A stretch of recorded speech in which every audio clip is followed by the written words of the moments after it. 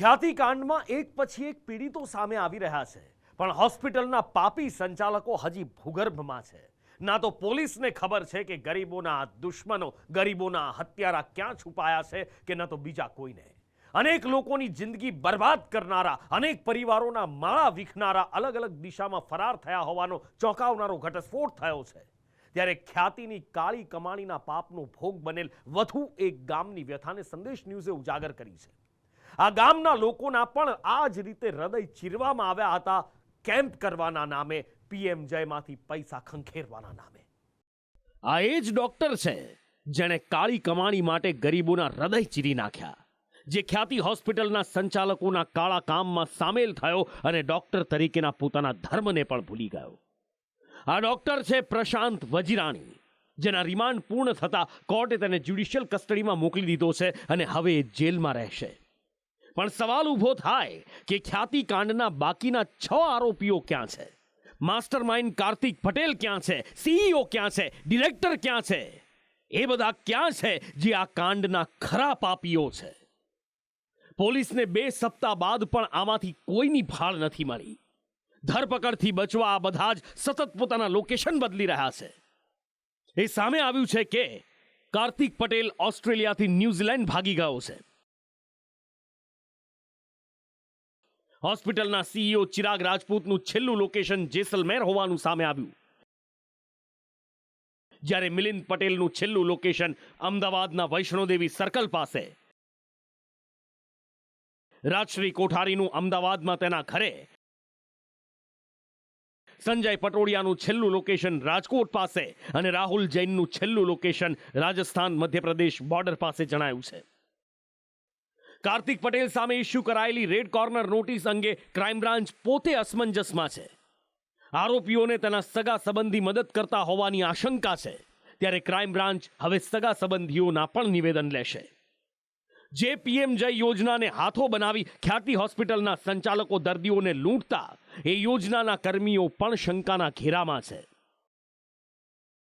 ઓફિસનો staff પોલીસના રડારમાં છે.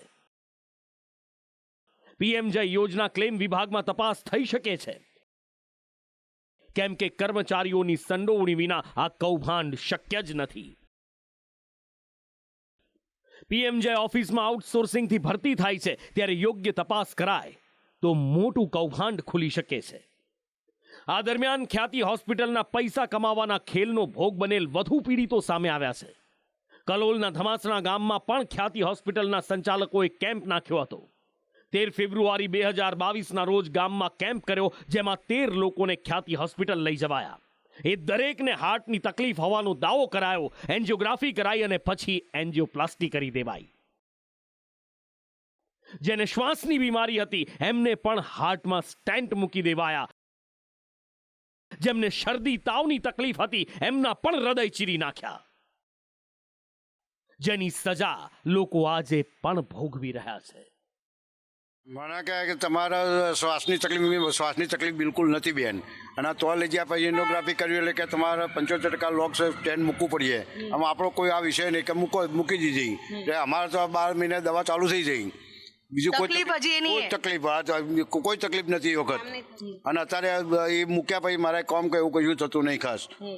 કાકા શું કઈ લઈ ગયા હતા? તમને શું થતું હતું? અમારે બેન જો મારો કશું થયું, શરદી ને તાવ ને એવું હતું, બતાવવા ગયા હતા. તે મને હું કહે કે તમારે 75% લોક છે, પણ મેં સ્ટેન્ડ મુકાયું નહીં. કારણ કે મેં કીધું મારે મુકાવવું, પણ મારા ગેસથી ને 2 બ્લોક નળીઓ બતાવી અને એમના હાથ પગ દુખતા હતા અને કેળોનો દુખાવો હતો, એના માટે લઈ ગયા હતા. કેળો માટે અને પગ માટે, અને અમને આ કાઢી મૂકી દીધું. એટલે મેં એ કેમ્પ કર્યું. પછી મારા મધરને લઈને આવ્યો હતો. એ તો મારા મધરના શ્વાસ બહુ ચડે છે સાહેબ, તો એની ઈલાજ કરાવવાનો છે. એટલે કે તમે ખ્યાતિ હોસ્પિટલમાં કેમ્પ છે આપણો, તો તમે આવજો. કાલે ગાડી મુકાશે, પછી સવારે 7 વાગે ગાડી મુકાઈ અમને ત્યાં લઈ ગયા. પછી શ્વાસમાં બી એમ કે આમને સ્ટેન્ડ મૂકવું પડશે, તકલીફ છે. હવે શ્વાસની બીમારી તે સ્ટેન્ડ મૂકી દીધું. અત્યારે એમને શ્વાસ તો ચડે જ છે.